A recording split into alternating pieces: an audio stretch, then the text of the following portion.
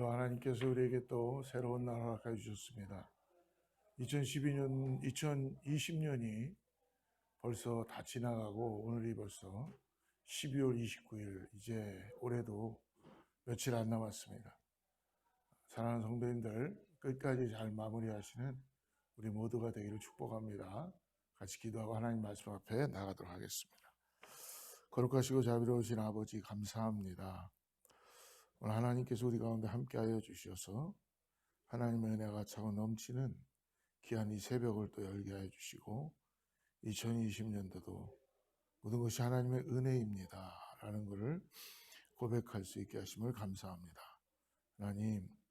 하나님께서 이 새벽에 우리에게 아버지 말씀하여 주셔서 하나님의 말씀이 살아서 역사되는 것을 경험하게 하시고 말씀이 능력이 되게 하여 주시옵소서.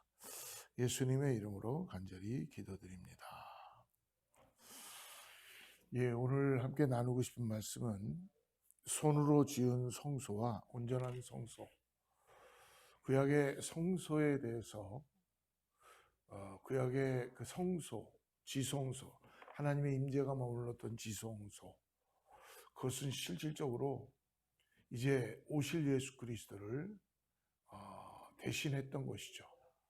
근데 예수님이 오심으로 인하여서 성소가 되시고 친히 어린 양의 보혈의 피로 지성소 앞으로 우리가 나아갈 수 있는 줄을 믿습니다. 오늘 어린 양의 보혈의 피를 의지하고 우리 다시 한번 히브리서 9장 1절부터 10절 말씀을 같이 보도록 하겠습니다. 제가 읽어드리겠습니다. 첫 언약에도 섬기는 예법과 세상에 속한 성소가 있더라. 예비한 첫 장막이 있고 그 안에 등잔대와 상과 진설병이 있으니 이는 성소라 일컫고 또 둘째 휘장 뒤에 있는 장막을 지성소라 일컫느니 금양로와 사면을 금으로 산 언약궤가 있고 그 안에 만나를 담은 금하리와 아론의 쌍난 지팡이와 언약의 돌판들이 있고 그 위에 속죄소를 덮는 영광의 그룹들이 있으니 이것들에 관하여는 이제 낱낱이 말할 수 없노라. 이 모든 것을 이같이 예비하였으니 제사장들이 항상 첫 장막에 들어가 섬기는 예식을 행하고 오직 둘째 장막은 대제사장이 홀로 1년에 한 번 들어가되 자기와 백성의 허물을 위하여 드리는 피 없이는 아니하나니 성령이 이로써 보이신 것은 첫 장막이 서 있을 동안에는 성소에 들어가는 길이 아직 나타나지 아니한 것이라. 이 장막은 현재까지의 비운이 이에 따라 드리는 예물과 제사는 섬기는 자를 그 양심상 온전하게 할 수 없나니 10절입니다. 이런 것은 먹고 마시는 것과 여러 가지 씻는 것과 함께 육체의 예법일 뿐이며 개혁할 때까지 맡겨둔 것이니라. 할렐루야. 하나님께서는 이미 우리를 아시기 때문에 구약에 하나님은 받으시는 제사를, 하나님은 제물을 통하여, 그리고 더 나아가서 지성소를 통하여서 하나님은 하나님의 그 제물을 받으시고 예배 가운데 나가셨죠. 그러나 인간의 가지고 있는 죄성을 따른 그 모든 속죄의 문제는 구약에 있는 수없이 반복되는 속죄의 양, 제물로 인하여서는 해결이 될 수가 없었던 것입니다. 그래서 우리 예수 그리스도가 단번에 속죄 제물이 되셔서 이 땅에 오시게 된 것입니다. 오늘 그런 말씀으로 오늘 특별히 5절에 보니까 속죄소라가 나오죠. 그 이후에 속죄소를 덮는, 이 속죄소는 지성소 안에 있는 언약궤를 덮는 덮개입니다. 하나님이 죄를 용서하시고 은혜를 베푸시는 곳이죠. 오늘의 말씀을 우리가 대충 보면 첫 언약에도 예법과 성소가 있었다는 것입니다. 제사장들은 첫 장막에 들어가 섬기고, 그리고 둘째 장막인 지성소에는 대제사장이 1년에 한 번 들어가 피로 속죄제를 드립니다. 첫 장막이 서 있을 동안에는 성소에 들어가는 길이 나타나지 않은 것입니다. 그래서 예물과 제사는 그러나 모든 걸 다 받으시지만 인간의 가지고 있는 양심을 온전케 할 수는 없었다는 것이죠.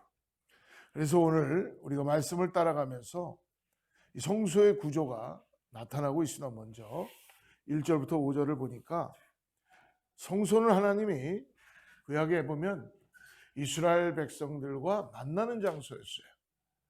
근데 성소의 첫 장막과 그리고 둘째 장막을 오늘 보여주고 있죠. 무엇이라고 부릅니까?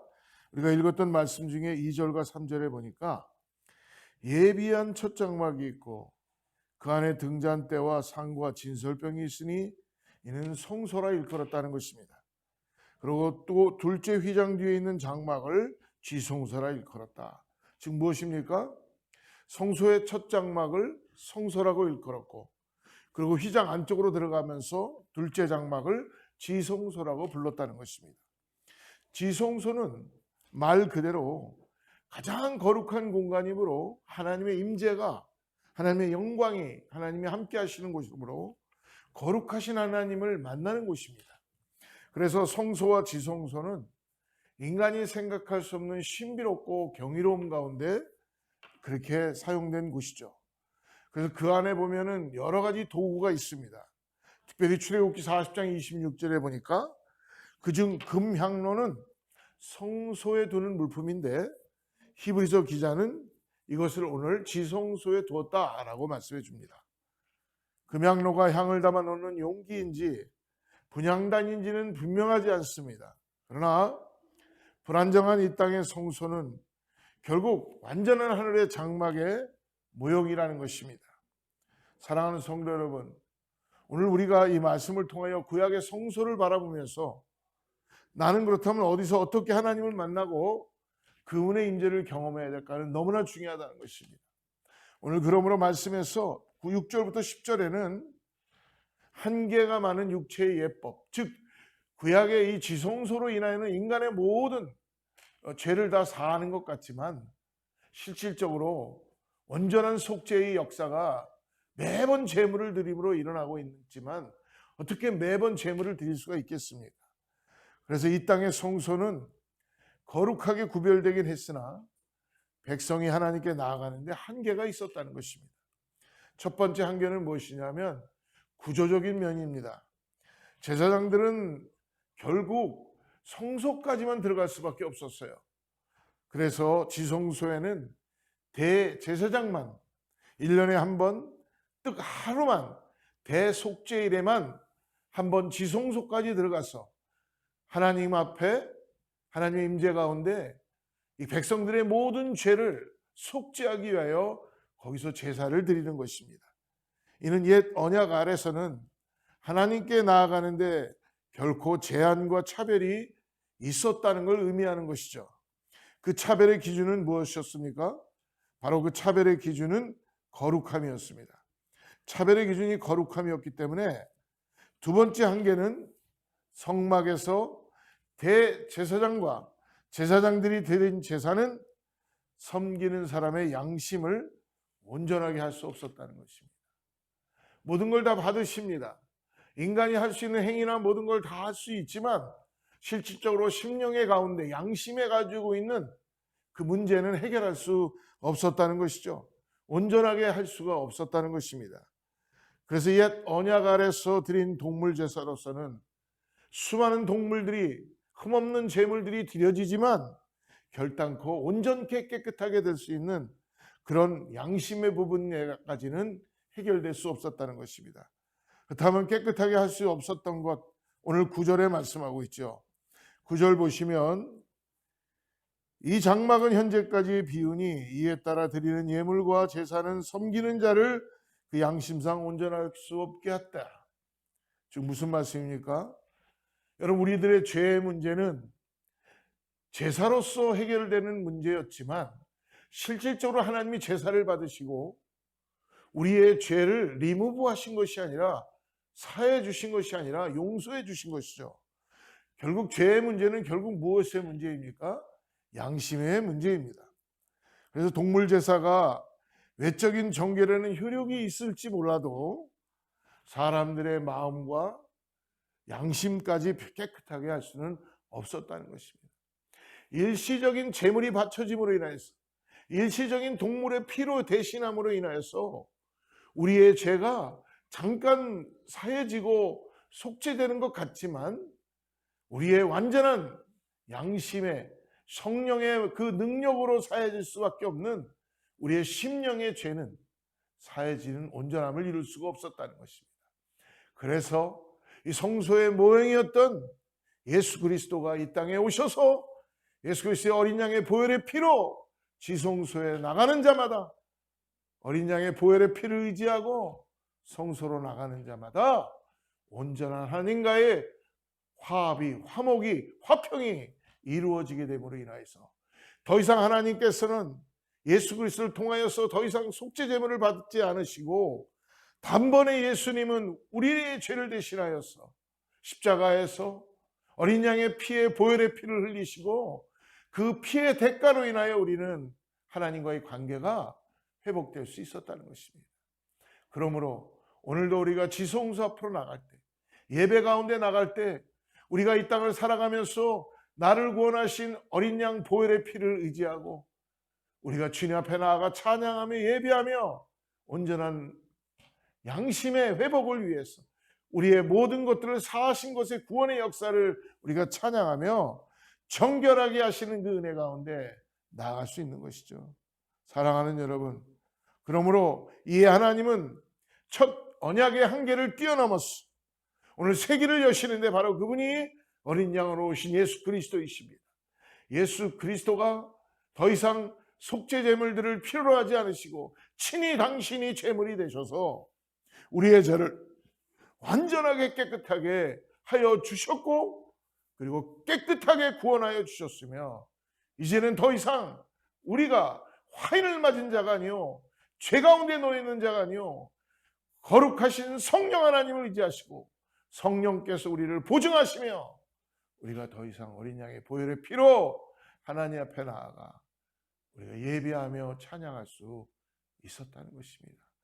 거룩한 손 높이 들고 성수 앞으로 나아가며 보혈을 의지하고 어린 양의 보혈의 피를 의지하고 우리가 다시 한번 믿음으로 나갈 수 있는 것, 바로 그분은 예수 그리스도이십니다. 하늘의 대제사장이신 예수님은 그러므로 우리의 외적인 부분뿐만이 아니라 우리의 내면까지도 모든 죄를 다 해결하시고 리무브하시고 대속하시고 우리를 새롭게 정결케 하시며 들어오라 지성소로 어린 양의 보혈의 피의 능력으로 들어오라고 우리를 초청하시는 그 은혜를 바라보고 나가는 우리 모두가 되기를 주님으로 축복합니다. 사랑하는 성도 여러분, 우리가 2020년을 마무리하면서 다시 한번 예수 그리스도의 보혈의 피 어린 양을 피에 의지하고 지성소 앞으로 나갑시다. 이미 성소 앞에서 우리 예배를 받으시고 우리를 깨끗게 하시고 우리를 사하신 하나님의 은혜 가운데 회복할 수 있도록 주님께 간구하며 나가는 우리 모두가 되기를 주로 축복합니다. 같이 기도하겠습니다. 사랑의 하나님을 감사합니다. 지금 불완전하고 미숙한 모습이지만 우리를 구원하시게 오신 예수 그리스도가 우리를 새롭게 하시고 정결하게 하시고 온전하게 하여 주심을 감사합니다.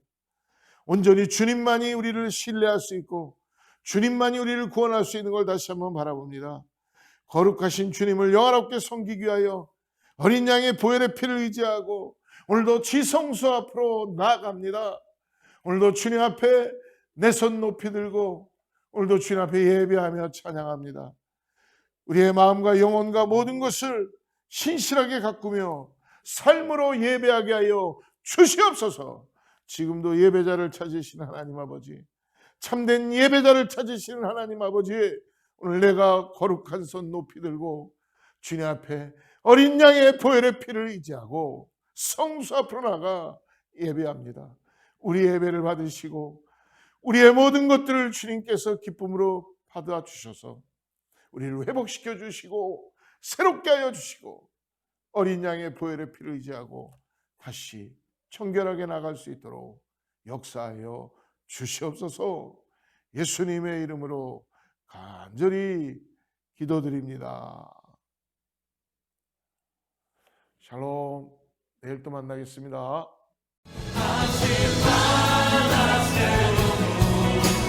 늘 새로운